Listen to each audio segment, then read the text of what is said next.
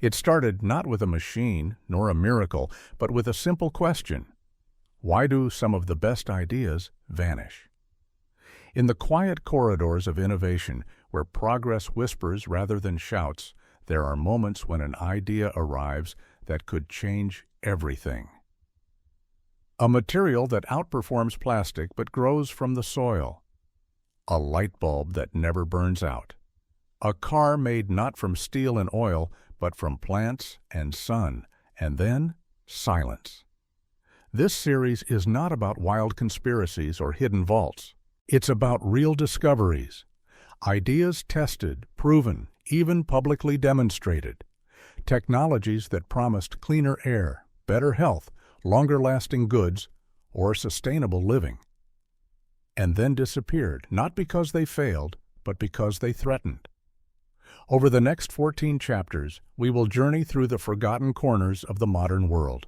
We'll explore breakthroughs in agriculture, energy, transportation, medicine, and design, all with one thread in common.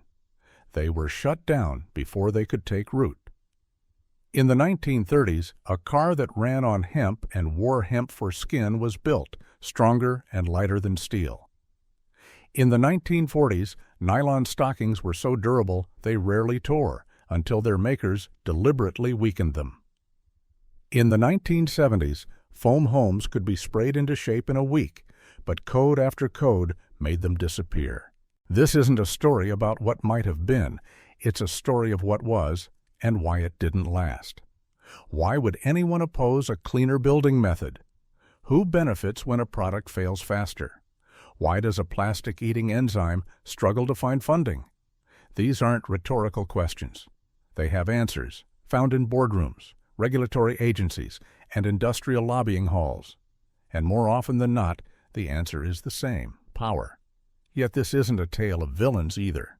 It's about systems, economic, legal, institutional, designed to protect the status quo, even when that status quo is built on waste and inefficiency.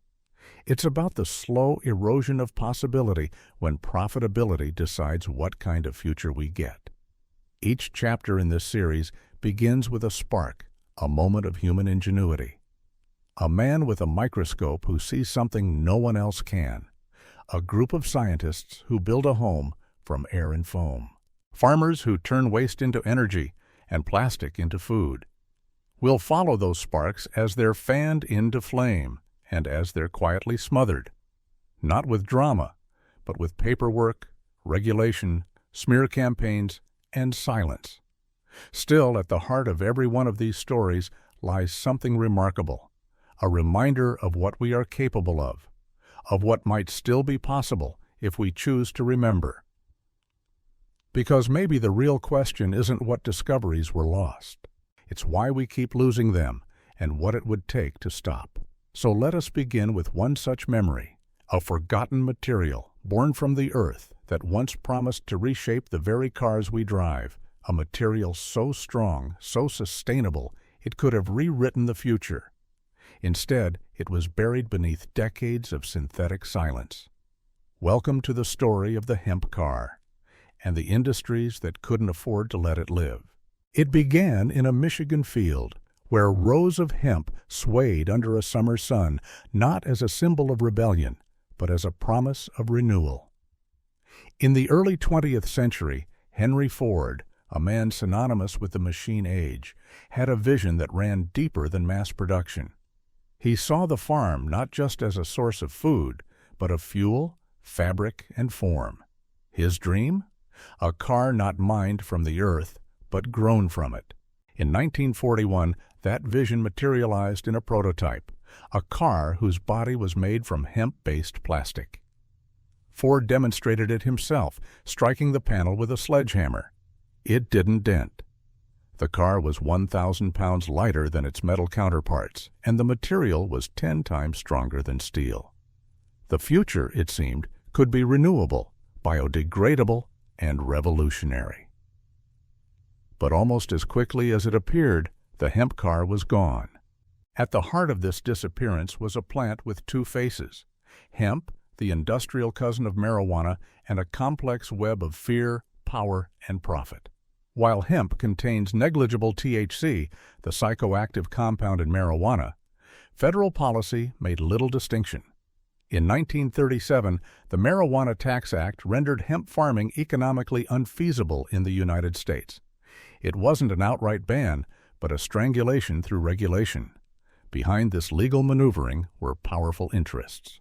DuPont, heavily invested in petroleum-based plastics and synthetic fibers like nylon, saw in hemp a direct threat to its future. The company's financial roots reached deep into government.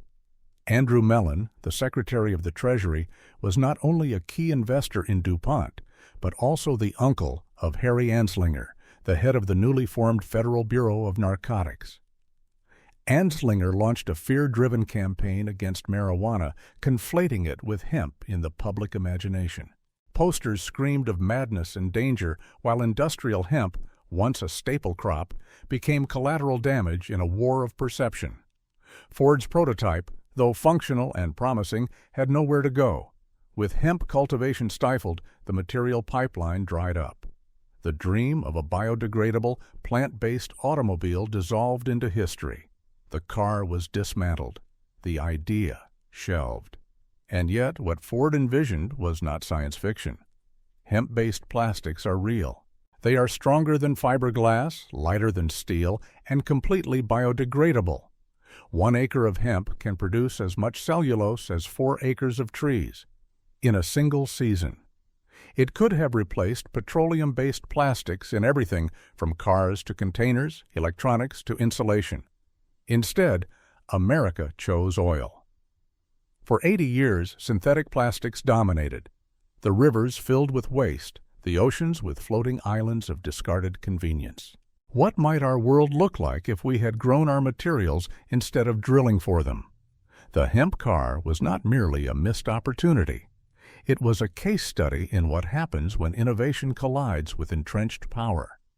Ford had glimpsed a future where industry lived in harmony with agriculture, where carbon came from the atmosphere, not the earth, but that future was too disruptive.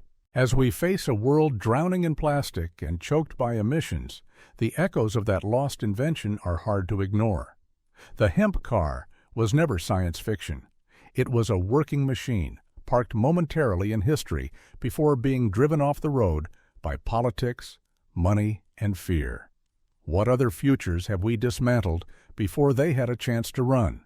What if the light never had to go out? In a quiet fire station in Livermore, California, a single light bulb has been glowing since 1900. It hangs modestly from the ceiling, unassuming, its glow soft but steady. Over a century of wars, economic collapses, and technological revolutions. And it still burns. A silent testament to a truth many would prefer we forget. Things can be built to last. In the early 20th century, light bulbs routinely lasted over 2,500 hours. Some experimental versions lasted far longer. Thomas Edison's own designs, with thick carbon filaments, glowed for thousands of hours. As materials improved, so did durability. Engineers knew how to make bulbs that could last not years, but decades. But durability, as it turned out, was bad for business. In 1924, the world's largest light bulb manufacturers gathered in Geneva. Their mission wasn't innovation, it was limitation. They formed a cartel known as Phoebus. Their goal? To deliberately engineer obsolescence. They mandated that no bulb could last more than 1,000 hours. Companies that exceeded this were fined. Longevity had become a liability. The shift was subtle. Consumers didn't notice right away. But behind the scenes, bulb design was being rewired, not for excellence, but for expiration. Internal documents revealed the mechanics of this conspiracy. Manufacturers submitted samples to a central testing lab. If a bulb burned too long, penalties followed. And thus the modern concept of planned obsolescence was born, not as a flaw, but as a feature. The Phoebus cartel collapsed during World War II, but its legacy endured. By then, the 1,000-hour standard had embedded itself across industries. Why build to last when you can build to sell again?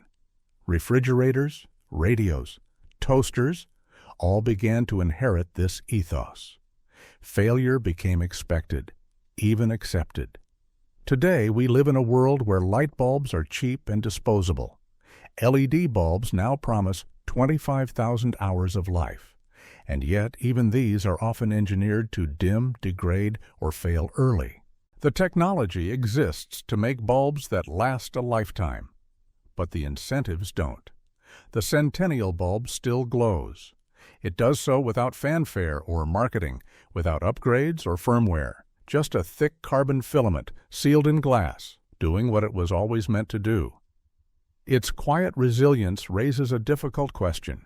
How many products around us are built to break? We often equate progress with novelty, but what if true progress is longevity? What if sustainability isn't about replacing things, but not needing to? The story of the eternal light bulb is not just about a glowing relic.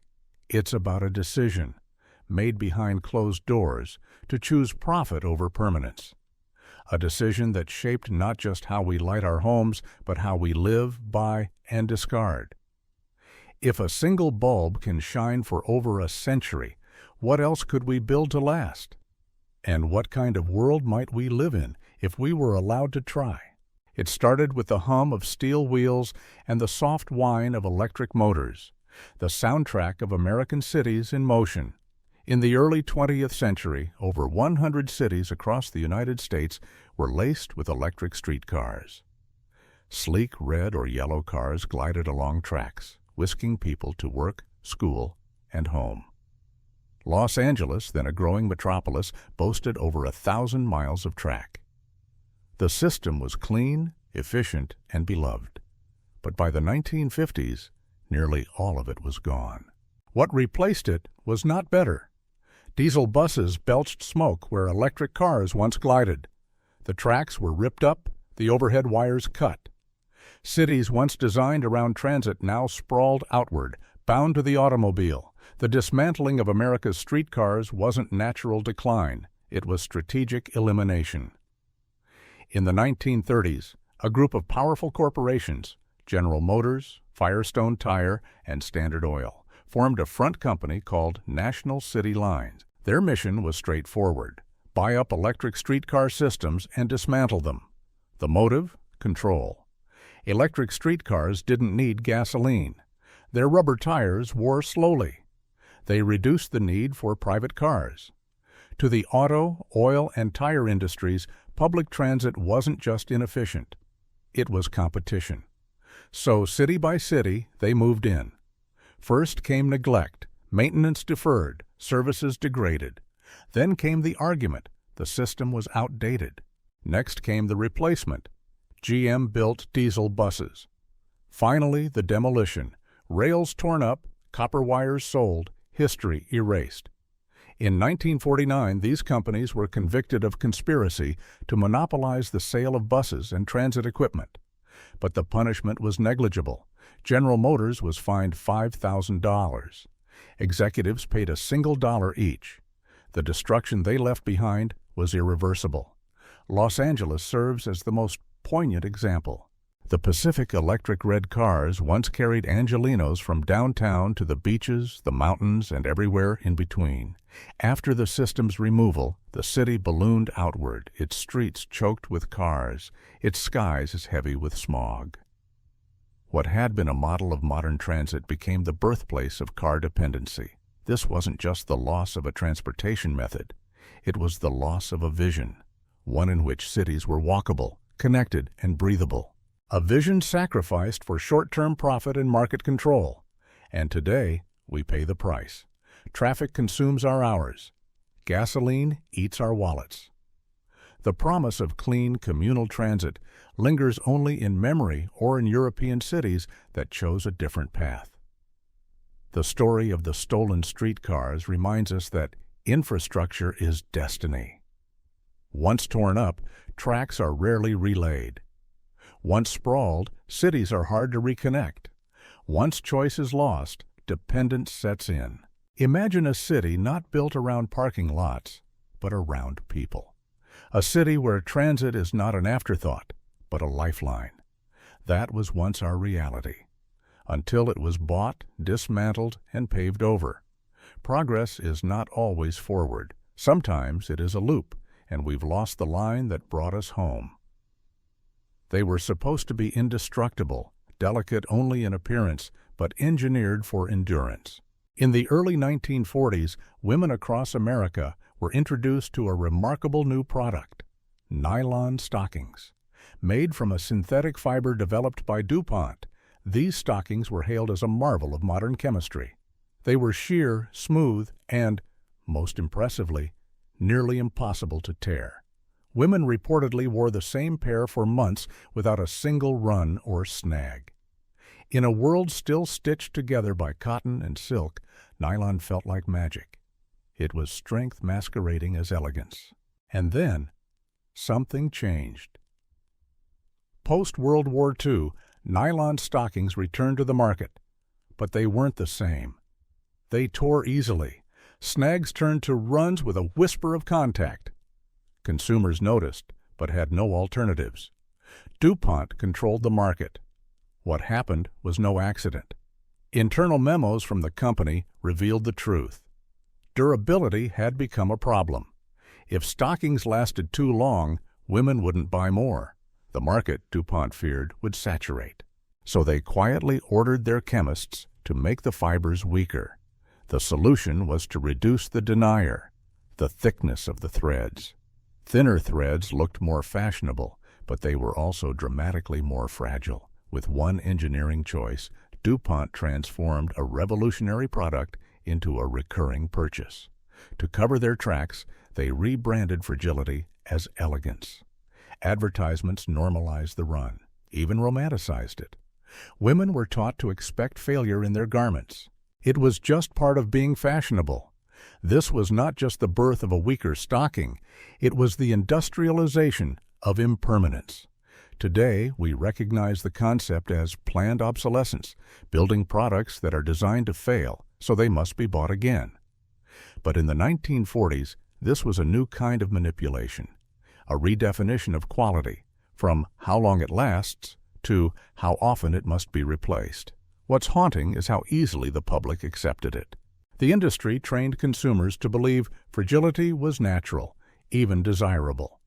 And as generations passed, memory faded. Few remembered that nylon stockings were once durable enough to be passed down.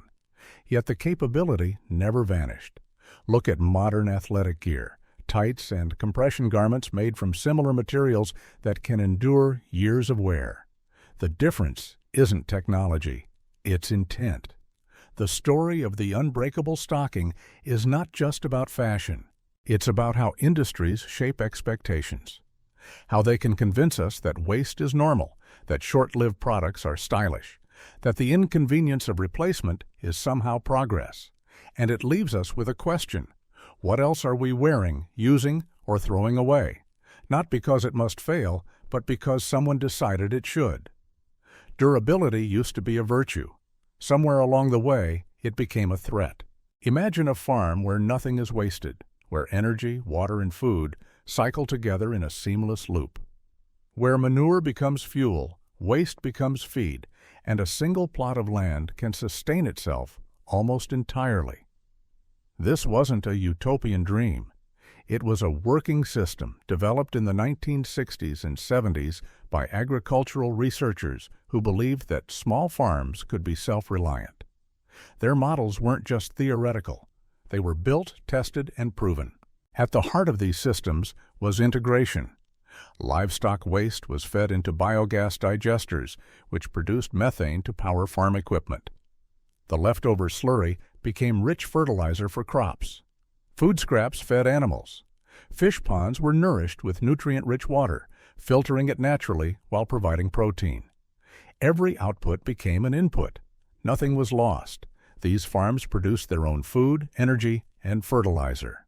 They slashed dependence on chemical inputs, external fuel, and waste disposal. In an age of rising costs and ecological strain, it was a revelation. And then the system vanished. Not because it didn't work, but because it worked too well. Self-sufficient farms don't buy fertilizers. They don't need pesticides, they don't depend on feed suppliers or energy grids, and that, to industrial agriculture, was unacceptable. Companies like Monsanto and Cargill had built empires on external dependence, selling synthetic fertilizers, patented seeds, chemical treatments. If farms could sustain themselves, entire revenue streams would collapse. The response was quiet, strategic, and devastating. Regulations began to shift. Laws were introduced that banned feeding processed food waste to animals, citing safety concerns. Biogas systems were saddled with complex permits. Zoning laws restricted mixed-use farming. The cost and bureaucracy of compliance skyrocketed. What was once sustainable became illegal or economically impractical. Meanwhile, industrial farms, massive, chemically dependent, wasteful, faced few such barriers. Subsidies flowed. University programs were funded by agribusiness. Farming education shifted to emphasize chemical inputs and monoculture techniques. The result? Integrated, sustainable farms faded into obscurity while industrial agriculture flourished. Today, most farms rely on fossil fuels, synthetic fertilizers, and pesticides. They discard what could be reused. They buy what they could create. And the land, in turn, grows depleted. The soil thins. The air and water bear the cost. But some of those old systems still exist, in quiet corners. Experimental farms, small holdings, and backyard gardens that remember. Their existence proves that the dream never died. Only the support for it did. This chapter is not just about a farming method. It's about a philosophy that sustainability isn't a product you buy, but a system you build. And when that system is suppressed, so is the future it offers. What would our world look like if farms nourished not just people, but themselves? What if the answer to agricultural resilience has been here all along, buried under permits, policies, and forgotten potential? In the glow of a laboratory, a different kind of microscope hummed with quiet power. Not one built with lenses and glass, but with frequencies and light, tuned not just to magnify, but to resonate. In the 1930s, Dr. Royal Raymond Rife claimed he had created something extraordinary, a microscope that could observe viruses alive and in motion, far beyond the limits of conventional optics. He called it the universal microscope, and unlike anything before it, it used specific light frequencies to illuminate and even interact with pathogens. But that was only the beginning. Rife went further. He believed that every microorganism had a mortal oscillatory rate, a frequency that, when precisely applied, could destroy it without harming surrounding tissue. Like a singer shattering glass with the perfect note, Rife claimed to destroy viruses and bacteria using light and resonance. In 1934, a small clinical trial was conducted under the auspices of the University of Southern California. 16 terminal cancer patients were treated with Rife's frequency device. 14 were reportedly cured. 2 required further treatment. By the trial's end, all 16 were said to be in remission. Then, as if on cue, the story unraveled. Funding vanished. Supporters retracted. Rife's lab was vandalized. His equipment destroyed. Associates were intimidated. His reputation collapsed. And the microscope, along with its potential, faded from view. What followed was not peer review, but erasure. Some say Rife refused to sell his technology to powerful medical interests. Others suggest he posed too great a threat to the pharmaceutical model. Whatever the reason, his work was never subjected to rigorous follow-up or replication. It was dismissed as fringe science and buried without proper scrutiny. Yet fragments remain. His microscope, documented, photographed, described in patents and journals, was real. Doctors who once worked with him recalled dramatic results. And though the science remains controversial, the reaction to it tells its own story. Scientific skepticism asks questions. Suppression silences them. Imagine if Rife had been wrong. we would have learned something. But if he was right, even partially, what was lost? A new way to treat disease? A future where precision light replaced chemical cocktails?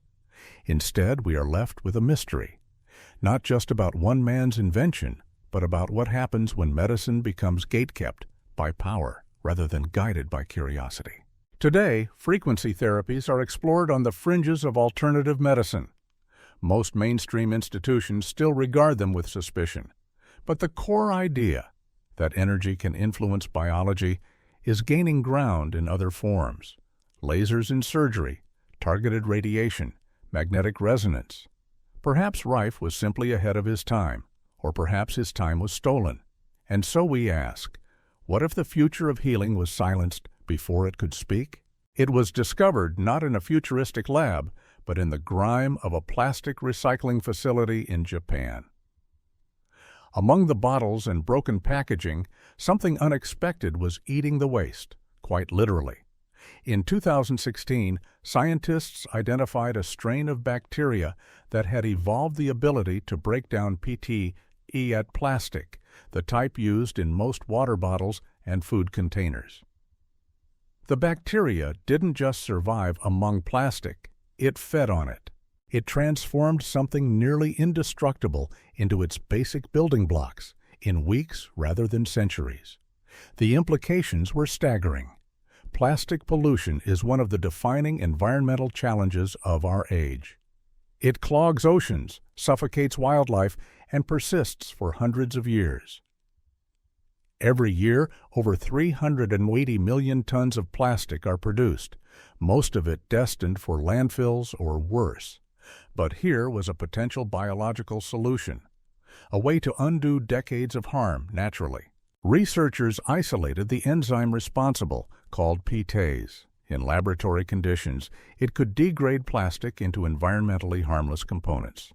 Soon, enhanced versions of the enzyme were engineered to work faster, more efficiently, and at room temperature. Headlines followed. Hope surged. And then, almost nothing. Funding dried up. Research slowed. Promising developments were left on the shelf. Media attention faded. In the face of such a promising solution, progress stalled. Why? The answer, once again, lies in what was threatened. Recycling is a massive global industry, complex, capital-intensive, and dependent on the continued use of virgin plastic. If plastic-eating bacteria could clean up landfills and oceans without expensive sorting and reprocessing, much of the infrastructure would become obsolete. So would the need for constant new plastic production, a lucrative byproduct of the petroleum industry. A biological solution, decentralized, natural, and efficient, disrupted too many interests. Even worse, it offered no clear way to monetize cleanup at the same scale. Where would profits come from if waste simply disappeared? Instead of embracing the bacteria as a public good, research became fragmented. Grants were denied, industrial partnerships evaporated, promising enzymes were tucked away in underfunded labs. Meanwhile, plastic production continues to rise. Recycling rates remain abysmal.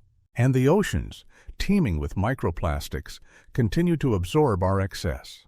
It's not that the technology failed, it's that the systems built around plastic succeeded in maintaining their hold. But the bacteria remain. They live and evolve, quietly demonstrating that nature can adapt to even our worst messes. That the earth, when left alone or assisted with care, might still find a way to heal. This story is more than scientific. It's philosophical. Do we dare allow solutions that don't serve industry but serve life? Or will we continue to bury possibility beneath profits? A simple bacterium found a way to eat plastic. Will we let that discovery thrive, or let it rot in the very waste it was born to destroy? Beneath our feet lies an invisible world, one that once held the key to feeding the planet without poison. In the 1940s, agricultural scientists made a quiet but profound discovery. They found that tiny fungi, known as mycorrhizae, formed intimate relationships with plant roots. These fungi extended the root's reach by weaving microscopic threads through the soil, drawing in water, phosphorus, nitrogen, and other nutrients that plants alone struggled to access. The benefits were extraordinary. Crops grew stronger, yields increased, plants became more resilient to drought, pests, and disease, all without synthetic fertilizers or pesticides. Nature had already engineered a symbiotic solution to soil fertility. We had only to nurture it. And then, just as quickly, we forgot. Instead of scaling up these biological methods, agriculture turned toward chemicals. Synthetic fertilizers, herbicides, and pesticides promised quick results, and companies like Monsanto and DuPont promised profits. But there was a problem. Those chemicals didn't just kill weeds or boost nitrogen. They disrupted the very fungi that supported plant life. High nitrogen fertilizers damaged fungal networks. Fungicides killed the beneficial fungi outright. Deep tilling tore their fragile threads. Monocropping starved them of the plant diversity they needed to survive. So, year by year, we poisoned the soil in order to feed it. The chemical industry didn't suppress the science with violence or scandal. It did something quieter. It rewrote the textbooks. Agricultural colleges, funded by chemical companies, taught a new normal. Extension programs pushed chemical inputs as essential. Government subsidies rewarded quantity over sustainability. The mycorrhizal revolution was buried under bags of fertilizer and barrels of pesticide. Yet the science never stopped being true. Mycorrhizal fungi are still there, waiting. In fields that were never tilled, in gardens left wild, they thrive. And farmers who dare to break from convention, practicing no-till farming, crop rotation, and organic soil care, often rediscover what the 1940s researchers knew, that the healthiest plants don't grow in isolation, but in collaboration. This isn't just about farming. It's about our relationship to nature. We've spent decades trying to dominate it, mechanize it, outwit it. But the soil tells a different story, one of networks, mutual support, and ancient wisdom. What if the answers to our agricultural crisis aren't found in laboratories, but underfoot? What if the path forward is not more control, but more connection? The soil remembers. Do we? It looked like something out of science fiction, a house sprayed into existence. In the 1970s, a group of engineers developed a radical new construction method using foam concrete. Instead of bricks, beams, or boards, they used inflatable molds. Once the form was in place, layers of high-density foam were sprayed over it, hardening into a seamless, durable shell. The result? A home stronger than wood or concrete, highly insulated, and built in days, not months. With a crew of just 3, a complete dwelling could be constructed in under a week. The structure was airtight, resistant to earthquakes and hurricanes, and so energy efficient that heating and cooling costs dropped dramatically. It was affordable, fast, and resilient. It was, in short, a housing revolution. And like so many revolutions, it never came, not because it failed, but because it worked too well. Traditional construction is slow, labor-intensive, and expensive. That's not a flaw. For many industries, it's the business model. Builders, suppliers, unions, insurers all rely on complexity, time, and materials to generate revenue. Foam homes disrupted every piece of that chain. The pushback was quiet but thorough. Building codes were rewritten to favor conventional materials. Fire safety standards were set to levels that only standard construction could easily meet.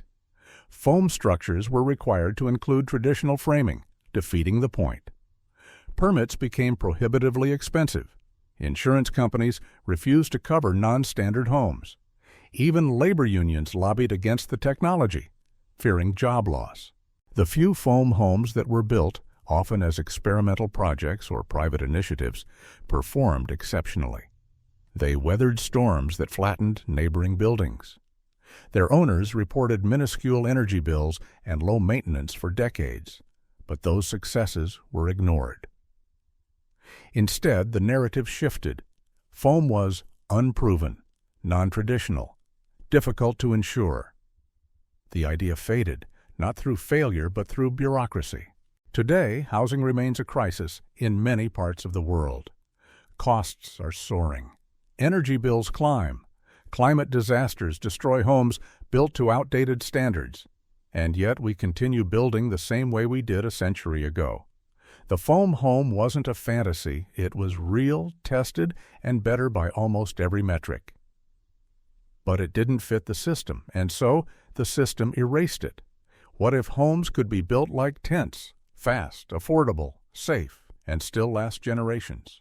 What if resilience wasn't about cost, but design? We had the answer in our hands, and we sprayed it into silence. It started with something simple, a bottle, returned instead of tossed. In the 1980s, a group of European companies launched a revolutionary idea: a standardized, reusable packaging system. Products like milk, grains, detergents, and shampoo were sold in durable containers designed to be returned, cleaned, and refilled hundreds of times. Consumers paid a small deposit, got it back when they returned the container. Stores accepted the empties. Industrial washers sterilized and inspected them. Manufacturers refilled them. The entire cycle functioned smoothly, economically, and cleanly. In pilot programs, the results were extraordinary. Packaging waste dropped by over 90%. After the initial investment, participating companies saw their costs fall. Consumers liked the system. Environmentalists hailed it as a breakthrough. And yet, it disappeared. Not because it failed, because it worked too well and threatened too many. Single-use packaging is big business. Plastic containers, cardboard boxes, shrink wrap, bags. They are cheap to make, used once, and endlessly replaced. Entire industries, from oil companies that supply the plastic to packaging manufacturers to retailers who profit from branded designs, depend on this churn. Reusable systems don't fit that model. They reduce demand. They last. They don't generate repeat purchases. So the counterattack began. Advertising campaigns warned about hygiene. Were reused containers sanitary? What if someone returned a dirty bottle? What about contamination?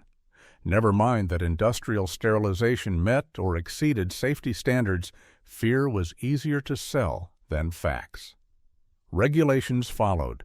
New food safety laws required every reusable container to be tracked, documented, and traceable, adding complexity and cost. Liability shifted to manufacturers. If anything went wrong, even after the product left their control, they could be sued. Insurance costs soared. Retailers balked at the logistics of returns. Some municipalities opposed the system outright, afraid it would render their expensive recycling facilities obsolete. In the end, the system collapsed under the weight of its opposition, not from consumers, but from industries with too much to lose. Today, reusable packaging survives only in fragments, a few bottle deposit systems, niche refill stores, and grassroots efforts. But the comprehensive system, the one that worked, remains locked in the past. We live surrounded by waste. Every purchase comes wrapped in future trash. Recycling, once the answer, has proven inadequate. Landfills grow, oceans fill, and yet the alternative, tested, proven, real, was buried. Not for lack of vision, but because it didn't align with profit. What if waste isn't an inevitability, but a choice we keep making? And what if the solution was never technological, but political and personal? It sounded like something out of a science fair, an enzyme that could turn trash into fuel. But it wasn't fiction. It was bacteria, evolved in plain sight, offering a quiet revolution to the world's most persistent pollution. By 2016, scientists had already discovered plastic-eating microbes. But the problem wasn't just plastic, it was the system behind it. The discovery should have sparked global mobilization. Instead, it stalled, and it wasn't alone. Across industries, stories like this played out again and again. In agriculture, fungi that could replace chemical fertilizers were pushed aside. In medicine, frequency-based healing devices were discredited and destroyed. In transportation, electric streetcars were ripped from the earth, their copper veins sold off for scrap. This was more than coincidence. Each innovation posed the same threat, not to people, but to profit. When a discovery reduces dependence on existing systems, when it lowers costs for the public but cuts revenue for industries, it enters dangerous territory. If it empowers individuals over corporations, it risks suppression. And if it promises long-term sustainability over short-term gain, it's often buried entirely. The tactics vary. Sometimes it's regulation, rules written so precisely they exclude the innovation. Sometimes it's media manipulation, planting doubt, seeding fear. Other times it's financial, drying up funding, scaring away investors, making promising paths economically impossible. Occasionally, the pressure is more direct. Destroyed labs, legal harassment, reputational ruin. Together, these pressures form an invisible hand that doesn't just guide markets. It strangles them. The public rarely notices. We're told the ideas failed, that they weren't scalable, or safe, or realistic, that the market chose otherwise. But markets are shaped, not neutral, and history is full of ideas that never had a chance to compete. The real tragedy isn't just environmental waste or lost time. It's the erosion of belief, the quiet training of generations to accept that solutions must come slowly, if at all. That better ways are dreams, not realities. That the system we have is the best we can do. But every so often, a rediscovery breaks through. Hemp makes a quiet comeback. Mycorrhizal networks are embraced by regenerative farmers. Plastic-eating enzymes are refined. People remember. Suppression doesn't last forever. Ideas are stubborn, and once seen, they're hard to unsee. We live on a planet aching for solutions, not just to pollution or climate change, but to how we live, build, heal, and grow. The tools may already exist, buried not in the future, but in the past we were never allowed to inherit. The question is no longer, can we fix it? The question is, will we be allowed to? In the dim light of history, some inventions glimmer, not with fame, but with potential never realized. One such glimmer came from the soil beneath our homes and the walls we build around ourselves. In the late 20th century, as cities strained under housing crises and natural disasters intensified, engineers had devised a solution both elegant and urgent. Monolithic dome construction using spray foam concrete. Fast, affordable, nearly indestructible. A way to house millions, withstand hurricanes, and reduce emissions all at once. It faded. Another spark came from a bacteria quietly breaking plastic into its molecular pieces. It didn't demand attention, it didn't lobby or advertise. It simply worked. Yet that simplicity posed a threat. Not because it was dangerous, but because it challenged a world built on waste. It, too, was slowed. Across the last century, we've witnessed this pattern. Innovations that solve real problems, sidelined, because they fail to serve entrenched systems. In medicine, a microscope that could see the invisible and perhaps heal was shattered. In agriculture, self-sustaining farms were tangled in red tape until they collapsed under the weight of compliance. In energy, hemp fuels and biodegradable plastics lost to petroleum. These weren't accidents, they were choices. And those choices reveal something unsettling, that we have not always been governed by what is best, but by what is safest for those in control. Yet the story isn't entirely bleak. For every suppression, there is a survival. Foam homes still stand, quiet and efficient. Farmers rediscover natural soil systems through trial, intuition, or desperation. Light bulbs that should have died decades ago still glow, defying their engineered lifespans. The human spirit, curious, inventive, stubborn, refuses to let go entirely. In communities, makerspaces, backyards, and off-grid labs, the work continues. Reinventing, reviving, remembering. The solutions we need have not vanished. They have merely been orphaned. So what do we do with that knowledge? We can choose cynicism, to believe that every new idea will be crushed, every breakthrough buried, or we can see the deeper truth, that what has been suppressed can also be resurrected, that the future isn't waiting to be discovered, it's waiting to be allowed. There's one more chapter left, a final thread to pull together what we've seen.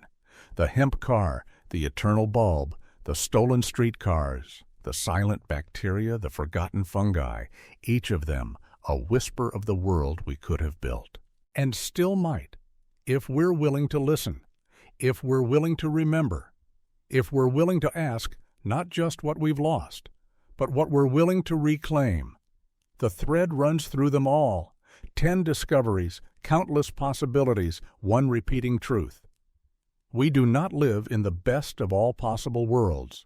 We live in a world shaped by the decisions of those who stood to lose the most from change. A car that grew from the soil, dismantled, a light bulb that never died, dimmed by design. Transit systems uprooted, homes never built, waste never eliminated. Each moment of progress quietly suffocated, not by natural failure, but by systems too invested in the status quo. Industries protected their empires. Regulators wrote the rules to favor the familiar. Public perception was managed, not informed. And slowly, imperceptibly, we began to forget what was once within reach. But memory has a strange power. The technologies covered in this series were not fantasies. They were real, built, tested, demonstrated. What they lacked was permission, not from nature, not from science, but from profit.